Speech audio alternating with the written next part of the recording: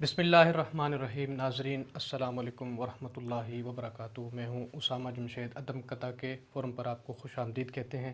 آج ہم جن شخصیت سے گفتگو کرنے جا رہے ہیں وہ ملک کی نامی گرامی شخصیت ہیں جناب ڈاکٹر ارشد معراج صاحب. آپ اردو کے اسسٹنٹ پروفیسر ہیں. کئی ہزاروں طلباء نے آپ سے فیض لیا، ادب کے لحاظ سے، شاعری کے لحاظ سے، افسانہ نگاری کے لحاظ سے، ناولوں کے لحاظ سے. آپ نے کئی نسلوں کی جو ہے آبیاری کی. ایک مشہور شاعر ہیں، کئی کتابوں کے مصنف ہیں، کئی مقالوں کی آپ نے نگرانی کی ایم ایس لیول پر، پی ایچ ڈی لیول پر. اور آج کا ہمارا موضوع ہے نوجوان لکھاری، تربیت اور ریاضت. جی ڈاکٹر صاحب، آپ اس کے حوالے سے بسم اللہ. بہت شکریہ اسامہ جمشید.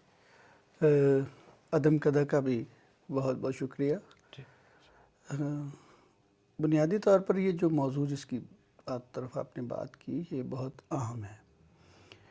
پوری دنیا میں عموماً کریٹیو رائٹنگ کے مختلف کورسز کروائے جاتے ہیں اور وہ اکیڈیمک سطح پر یونیورسٹی میں پڑھایا بھی جاتا ہے. لیکن ہمارے ہاں یونیورسٹیوں کے نصاب میں یہ کورس شامل نہیں ہے. انگریزی میں ہے شاید، اردو میں ابھی فی الحال میں نے کہیں نہیں دیکھا یہ، کیونکہ میں بھی ایک جامعہ سے وابستہ ہوں، لیکن ہمارے ہاں یہ کورس نہیں ہے. اور بھی یونیورسٹیوں کا سلیبس دیکھنے کا موقع ملا لیکن وہاں بھی اس طرح کا. ایکچولی ہمارے جو مسئلہ ہے ادھر پورا اردو کے حوالے سے خاص طور پر بات کروں گا، اس کی تربیت نئے لکھاری کی اور اس کے حوالے سے اس کی ریاضت کی جو آپ بات کر رہے ہیں.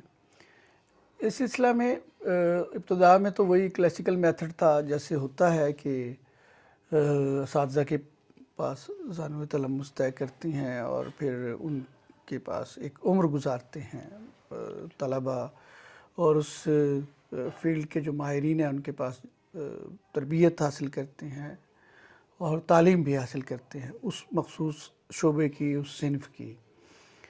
تو اس میں وہ جو کلاسیکل میتھڈ تھا اس میں تو بہت عرصہ لگ جاتا تھا. جیسے وہ ایک مثال ہے نا، بڑے غلام علی خان صاحب کے پاس یہ جو اب معروف گلوکار غلام علی ہیں ہمارے غزل کے گائک، تو یہ ان کے والدین نے ان کے پاس چھوڑا ان کو تربیت کے لیے، کلاسیک کی شاعری، کلاسیکی موسیقی سیکھنے کے لیے. تو ان کا کہنا ہے کہ ایک زمانے تک میں صرف ان کی چلم بھرتا رہا، اور میں صرف سنتا تھا انہیں، جیسے وہ ریاضت کر رہے ہوتے تھے، ریاض کر رہے ہوتے تھے، جیسے وہ دوسروں کو بتا رہے ہوتے تھے، جیسے وہ مختلف راگوں پر بات کر رہے ہوتے تھے، ان راگوں کے اثرات پر، رنگ ان کے وقت پر، راگوں کی جو باریکیاں ہیں اس پر وہ جو بات کر رہے ہوتے تھے. تو میں تو بیٹھا ہوا بس پیچھے سن رہا ہوتا تھا. تو وہ کہتے ہیں سننے سے میں نے اتنا کچھ حاصل کیا. پھر وہ وقت آیا کہ جب انہوں نے مجھے تربیت بھی کرنا شروع کی، لیکن ایک زمانہ اس میں گزر گیا. تو وہ بڑے تو اکثر کہتے ہیں ہم نے استادوں کی جوتیاں سیدھی کی ہیں تو پھر یہ فن آیا ہے ہمیں، پاؤں استادوں کے دعوے ہیں تو فن آیا ہے، تو چل کر تو نہیں طرز سخن آیا ہے. پاؤں تو استاد. جی یہ ہر صنف سخن کے اپنے آداب ہیں، ان کو سیکھنے کا بھی ایک طریقہ ہے اور تربیت ہے. اس میں کوئی شک نہیں کہ طبیعت جو ہے وہ جب تک موزوں نہ ہو اور جب تک کہ ایک خدا داد صلاحیت نہ ہو تب تک کسی بھی صنف میں، خاص طور پر ادب میں، آپ اس میں کوئی مقام مرتبہ پیدا نہیں کر سکتے، بے شک آپ کو اس کے ٹولز یا اس کا ہنر آتا ہو. اچھا، یہ دو چیزیں ہیں، یعنی ایک تو میں یہ عرض کر رہا ہوں نا ہنر، اور دو حصے ہیں نا اس کے. دوسرا ہوتا ہے کہ خیال. اب خیال جو آنا ہے وہ خیال تو آپ کا اپنا ہے، آپ ہنر تو سیکھ جاتے ہیں. مثلا تربیت سے آپ نے بحریں سیکھ لیں، اب فعل و مفعول فعول فا آپ سیکھ گئے، لیکن اس کے اندر کیا بھرنا ہے اور اس خیال کو ایسا کیسے بنانا ہے جو پہلے کہا گیا اس سے مختلف ہو. اچھا، یہ پہلے تربیت کا حصہ تھا کہ اساتذہ جو ہے وہ کہا کرتے تھے. جیسے ایک واقعہ مشہور ہے کہ کسی استاد کے پاس کوئی طالب علم آیا، نیا شاعر یا نیا لکھنے والا آیا، تو اس نے کہا جی میں شعر لکھنا چاہتا ہوں، شاعری کرنا چاہتا ہوں، مجھے آپ کی تربیت چاہیے. تو انہوں نے کہا جائیں پہلے 1000 کچھ ایسی روایت ہے، کوئی 1000 کوئی کچھ کہتا ہے کوئی دوسرا کہ یہ آپ اتنے شعر یاد کر کے آئیں. جی تو وہ جب کچھ عرصے کے بعد آیا کہ جی میں نے میرا امتحان لے لیں، میں نے وہ شعر یاد کر لیے ہیں. جی تو انہوں نے کہا کہ اب جائیں اور اس کو بھول کے آئیں. اچھا، اب یہ دونوں پہلو بہت ضروری ہیں، لرن کرنا اور ان لرن کرنا. لرن کرنا کیوں ضروری ہے؟ وہ اس لیے کہ اس صنف کا سلیقہ پتہ لگے، لفظوں کی در و بست کیسے ہے پتہ لگے، خیال کو ایسے کس طرح ایسے پیش کرنا ہے کہ اس میں وہ ترفع آ جائے، وہ معلوم ہو. اور باقی تو فن ہے کہ اس میں کہ کس طرح سے بحروں کا استعمال کیسے کیا گیا، اور اس میں قافیہ، ردیف اور وغیرہ وہ کیسے، استعارہ کیسے بنایا گیا، علامت کیسے بنائی گئی، تشبیہ کیسے بنائی گئی، رعایت لفظی کیسے استعمال ہوئی، اور کنایہ کیسے آیا. یہ ساری تربیت جو ہے نا وہ آپ کو پھر اساتذہ کو پڑھنے سے یا دوسروں کے اشعار پڑھنے سے آتی ہے. پھر ایک جو بعض طلبہ ہوتے ہیں یا بعض نوجوان ہوتے ہیں، انہیں وہ شعر پڑھتے ہیں لیکن شعر کو اس کی جو بحر ہے جو خاص ہے اس میں نہیں پڑھ سکتے. وہ جیسے بیت بازی میں اکثر ہوتے ہیں، وہ زور لگا کر پڑھتے ہیں یا تقریروں میں پڑھتے ہیں تو وہ اور طریقے سے پڑھ جاتے ہیں لیکن وہ خاص ردم نہیں آتا. جیسے پتا پتا بوٹا بوٹا، پتا پتا بوٹا بوٹا، حال ہمارا جانے ہے، جانے نہ جانے گل ہی نہ جانے. اب یہ اس کی بحر ہے. اب میں اس کو دوبارہ پڑھتا ہوں، پتا پتا بوٹا بوٹا، حال ہمارا جانے ہے، جانے نہ جانے گل ہی نہ جانے، باغ تو سارا جانے ہے.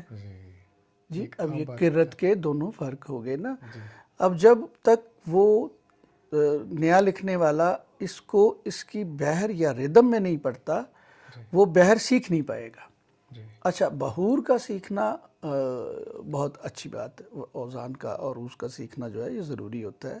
لیکن جب آپ صرف عروض سیکھ لیتے ہیں اور اس کے بعد آپ سوچتے ہیں کہ میں شاعری کروں، اور یہ سوچتے ہیں کہ پہلے ہی مصرعے میں کہ یہ کس بحر میں چلا گیا، یا بحر پہلے سوچتے ہیں تو پھر آپ اس کے اندر شعر لکھنے کی کوشش کرتے ہیں تو آپ گڑبڑا جائیں گے. بالکل آپ اس میں اصل میں ہوتا ہے خیال. جب آپ کی وہ جو اساتذہ نے کہا نا کہ یہ شعر یاد کرو، اس کا مطلب یہ ہے کہ اتنے پڑھو اتنے پڑھو اتنے پڑھو کہ وہ ردم آپ کے اندر بیٹھ جائے، وہ بحر آپ کی حلول کر جائے اندر. جب خیال آئے گا تو وہ خود بخود ہی ایک وزن میں، ایک بحر میں آ جائے گا.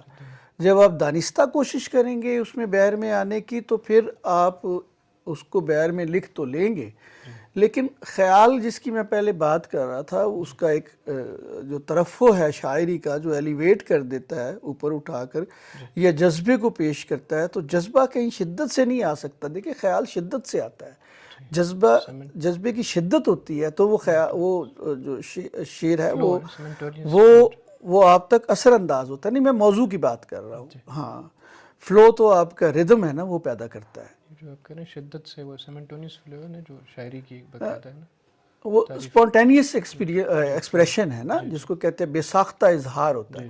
وہ بے ساختگی بھی اس سے متاثر ہوتی ہے. جو میں بالکل آپ نے یہ بات بہت اچھی کی کہ بے ساختگی بھی متاثر ہوتی ہے. بہت سارے کاریگر شاعر ہیں جو جانتے ہیں، وہ ٹھوک بجا کر بنا لیتے ہیں اور اس کے بعد اس کو پالش والش کر کے رندہ مار کے اچھا سا پیش بھی کر دیتے ہیں. لیکن وہ اب دل تک کیسے پہنچے گا؟ دل تک تو تبھی پہنچے گا جو دل سے نکلے گا. تو دل سے نکلنے کے لیے روح میں بسانا پڑے گا نا، اپنے خلخون میں علول کرنا پڑے گا. تو اس کے لیے پھر اچھا وہ ان لرن کی بات رہے گی. ان لرن کیوں کہتے ہیں؟ یہ جتنے بھی اساتذہ ہیں یہ جن ہیں، بہت بڑے بڑے جن ہیں.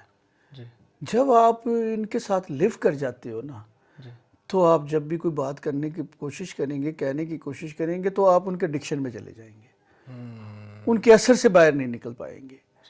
آپ شعر لکھیں گے تو وہ کہیں گے یار یہ تو مجھے لگتا ہے کہ یہ تو ایسا تو فلاں کا. اگر آپ صاحب اسلوب بننا چاہتے ہیں بہت پیاری بات تو آپ کو ان لرن کرنا پڑے گا. اپنا اسلوب پھر وہاں سے قائم ہونا شروع بالکل اگر بننا شروع ہوگا. شروع میں نہیں بنتا، لیکن آہستہ آہستہ جب آپ کانشیس ہوتے ہیں اس بات کے لیے تو ان لرن کرنا بہت یہ کوئی کمپیوٹر نہیں ہے. کہ آپ نے ایک بٹن دبایا تو سب کچھ ڈیلیٹ ہو گیا اور ان لرن ہو گیا. یہ یار برین ہے، انسان کا دماغ ہے، اس سے نکالنا بات کو بہت مشکل ہے. اور ہم نے یہ دیکھا اپنے ہم عصروں میں بھی، جن دوستوں نے کلاسک کو بہت پڑھا جی وہ اس 21ویں صدی تک میں آتے آتے جب وہ شعر کہتے ہیں تو اس کی زبان، اس کا سارا برتاوا اور اس کی جو ٹریٹمنٹ ہے، وہ کرافٹ ہے جس کو ہم کہتے ہیں، وہ ساری کی ساری خیال پیچھے جاتا ہے پھر. تو بھئی آپ یہ کلاسک عہد نہیں ہے. 18ویں صدی کے کلاسک عہد کی غزل کے اور تقاضے تھے، 19ویں میں آیا تو اس میں اور تقاضے ہو گئے، بدل گئے. 20ویں میں اقبال آیا، اس نے اور طرح سے اس کو بدل دیا. 18ویں کی بات کروں تو میر ہے، 19ویں کی بات کروں تو غالب ہے. اب 20ویں میں غالب بھی دیکھیں ایک بدلہ، مشکل سے آسان کی طرف آیا. اب 20ویں میں اقبال آ گیا تو اقبال نے تو یکلخت چیزوں کو بدل دیا. اپنی موضوعاتی سطح پہ تو بدلا ہی بدلا، کرافٹ اور فن کی سطح پہ جو اس نے کمال کیا اقبال نے، وہ اب آپ دیکھیے کہ جس کو میں جن کہہ رہا ہوں، اقبال جن ہے. اگر آپ اقبال کے تتبع، کئیوں نے کوشش کی ہے نا کہ وہ اقبال کو بہت پڑھا اور لکھنے کی کوشش کی تو لگا یار یہ تو اقبال کا سرکہ ہے یا چربہ ہے یا کچھ ایسے لگا نا. اب وہ کچھ لوگ نہیں بنا سکے، واقعی نہیں بنا سکے، اپنا مقام نہیں بنا سکے، اور وہ اب کہیں تاریخ میں زندہ نہیں ہے، وہ فوت ہو گئے ہیں. اس لیے ان لرن کرنا بہت ضروری ہے. اور حافظہ جو ہے وہ اچھا ہونا بہت کمال کی بات ہے، لیکن بعض اوقات یہی حافظہ جو ہے یہ عذاب بن جاتا ہے. میں بات کر رہا تھا آپ کو کریٹیو رائٹنگ کی، میں نے شروع میں بات کی، انگریزی میں پڑھاتے ہیں تو مجھے یہ سمجھ تو آ جاتی ہے کہ آپ کلاس میں اوزان سمجھا سکتے ہیں، عروض جو ہے وہ سمجھا سکتے ہیں، بہور بتا سکتے ہیں، ان کی پریکٹس کروا سکتے ہیں، لیکن یہ نہیں بتا سکتے کہ خیال کہاں سے آنا ہے، خیال کیسے آنا ہے.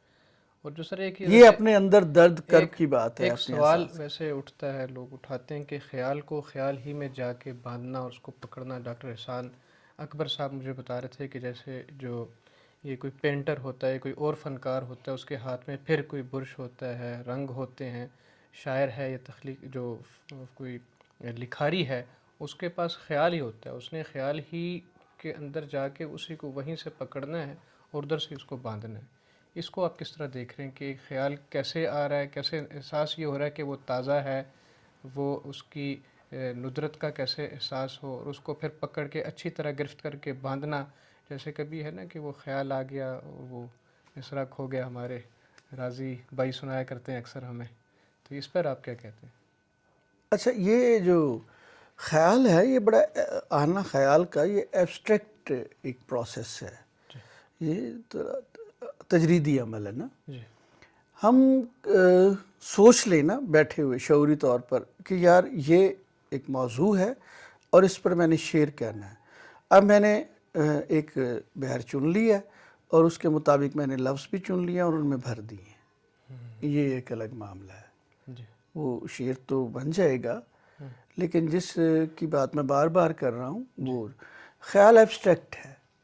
آپ کو واضح اس کی شکل نظر نہیں آتی. خیال آپ کو بتاتا نہیں ہے کہ میرا یہ ناک نقشہ، آنکھیں یہ ایسی ہیں. آپ جب اس خیال کی ایک وہ کیفیت ہے نا، وہ کریٹیو پروسیس ہے، وہ تخلیقی عمل ہے. اس تخلیقی عمل کے اورے کے اندر جب آپ داخل ہو گئے ہیں، بعض اوقات آپ اپنے آپ سے منہا ہو جاتے ہیں. وہ گیونگ سچویشنز جو آپ کے پاس سامنے ہیں ان میں سے نہیں ہوتے. آپ کو لگتا ہے کہ آپ کے کسی اور ایک مقام پر ہیں. یہ میں پہلے بھی عرض کر چکا ہوں آپ کو کہ یہ سونے اور جاگنے کے درمیانی ایک کیفیت جو ہے، اس کا ایک وہ جو دورانیہ ہوتا ہے نا جس طرح کا، اسی طرح کا ایک دورانیہ ہے جس میں شعور اور لاشعور دونوں کے درمیان ایک کیفیت ہے جس کے اندر آپ لیو کر رہے ہیں. اس کے اندر سے خیال خود ایک شکل بنا کر آپ کے سامنے لفظوں کا، اگر آپ کی لفظوں کی ریاضت ہے اور ردم آپ کے اندر بس رہا ہے تو وہ خود سے ایک ردم کے اندر آ جائے گا. بہت پیارا رقص. جب وہ اس میں آ جائے گا تو وہ آپ کو رستہ سجھائے گا آگے خود ہی کہ آگے میں نے ایسے چلنا ہے. آپ کا، میں مثلا نظم کا آدمی ہوں اور مجھے نظم کا خیال اسی طرح سے جسٹ ایک ایک سطر سے آ جاتا ہے اور وہ سطر مجھے لے کے آگے چل رہی ہوتی ہے، اور جب وہ آخر میں میں اس کا ڈاٹ لگاتا ہوں آخری، تو وہ نظم مکمل ہوتی ہے۔ پھر آپ کا یہ تھا کہ اس میں ندرت کیسے پیدا کرنی ہے۔ ایک تو آپ کا تھنکنگ پروسیس آلریڈی جب آپ مینٹین ہو چکا ہوتا ہے نا، یہ مزاج ہوتا ہے ہر ایک کا۔ میرا مزاج، میرا مطالعہ، میرا مشاہدہ، میرا تجربہ اسامہ سے بالکل مختلف ہے۔ اب میرا مطالعہ، میرا تجربہ، میرا مشاہدہ اور جس طرح میں سوچتا ہوں، ہر بندہ مختلف سوچتا ہے، چیزوں کے بارے میں مختلف رائے ہوتی ہے نا، ہر کام کے لیے ہم مختلف طرح سوچتے ہیں، تو لیکن ہیومن بینگ ایک جیسے ہیں نا۔ میری بھی دو آنکھیں ہیں، ناک ہے، کان ہے، لیکن شکل میں فرق ہے۔ اب یہ جو فرق ہے، یہ خیال میں بھی زیادہ فرق ہے۔ ایک ہی موضوع آپ ایک کلاس میں پڑھایا ہوا ہو، وہ دے دیں پیپر بچوں کو، اس پہ بورڈ پہ لکھ دیں کہ اس پہ لکھیں آپ، وہ سب مختلف لکھیں گے، ایک جیسا نہیں ہوگا۔ اس لیے وہ خیال خود بخود ہی اس کا اسلوب متعین کر دیتا ہے اور اس کو مختلف کر دیتا ہے۔ بعد میں ایڈیٹنگ ایک کام ہوتا ہے، یہ بہت ضروری ہوتا ہے۔ ایڈیٹنگ بہت، سب ایون اقبال بھی ایڈیٹنگ کرتے رہے ہیں، اور ان کے پرانے مصوبے جو ایڈٹ کیے ہوئے مصوبے ہیں ان کے، ہاں انہوں نے حذف کیے۔ وہ ایڈیٹنگ بہت ضروری ہوتا ہے۔ فلو کے اندر جیسے سیلاب آتا ہے نا، تو کاٹ کباڑ بھی اس کے ساتھ آ جاتا ہے، تو آپ نے اس میں سے وہ کاٹ کباڑ ہٹا دینا ہے، اور اصل شکل جو ہے نا اس کو پھر آپ، وہ شعوری عمل ہے۔ یہ جو میں نے پہلے کہا کہ لاشعور اور شعور کے درمیان، اچھا اب یہ شعور کیسے اس تخلیقی عمل میں پروسیس کر رہا ہوتا ہے، لاشعور کے درمیانی کیفیت کیسے عمل کر رہی ہوتی ہے، یہ دو مختلف باتیں ہیں۔ شعور سے میں اس لیے کہہ رہا ہوں کہ ہمارا مطالعہ، ہمارا تجربہ، ہمارا خیال، ہماری روزمرہ کی زندگی، معاشرہ، یہ شعوری عمل ہے سارے کا سارا۔ یہ ہمارے اندر ایک سارا کہیں لاشعور میں جا رہا ہوتا ہے۔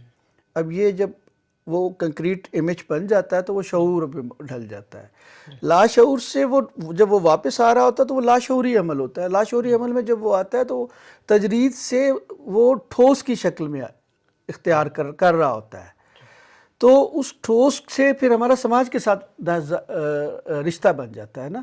اس لیے طرح یہ شعور اور لاشعور کا ایک باہمی ربط بن جاتا ہے، کوئی بھی تخلیقی فن پا رہا ہے نا اس طرح سے۔ اچھا لیکن وہ نثر کا معاملہ کچھ مختلف ہے۔ اچھا ڈاکٹر صاحب، اس میں ہم یہ جاننا چاہ رہے ہیں کہ مختلف لکھاری، ہم نے زیادہ شاعری کی ہی بات کی آج نے، کہ شاعری کیسے وقوع پذیر ہوتی ہے، اس کے مختلف مراحل ڈاکٹر صاحب نے بہت اچھے آسان کر کے بتائے۔ تو ڈاکٹر صاحب یہ بتائیے گا کہ آپ نظم کی خاص طور پر بات کر رہے ہیں، تو جو مختلف مشاہدے ہوتے ہیں ذاتی، کچھ بچپن کے مشاہدے ہوتے ہیں، کچھ آپ کے جو روزمرہ آپ دیکھ رہے ہوتے ہیں، یہ واقعات، یہ مشاہدات آپ پر اثر انداز ہو رہے ہوتے ہیں، یہ آپ کے فن پاروں میں آپ کے قلم سے جو ہے وہ نمودار ہو کے ایک شکل اختیار کر کے آپ کا جو ہے اظہاریہ سامنے لے کے آ رہے ہوتے ہیں۔ اس کا کیا ایک وہ آپ فنکار کے جو اس کا فن ہے اس سے کیا تعلق ہے اس کا، ان چیزوں کا؟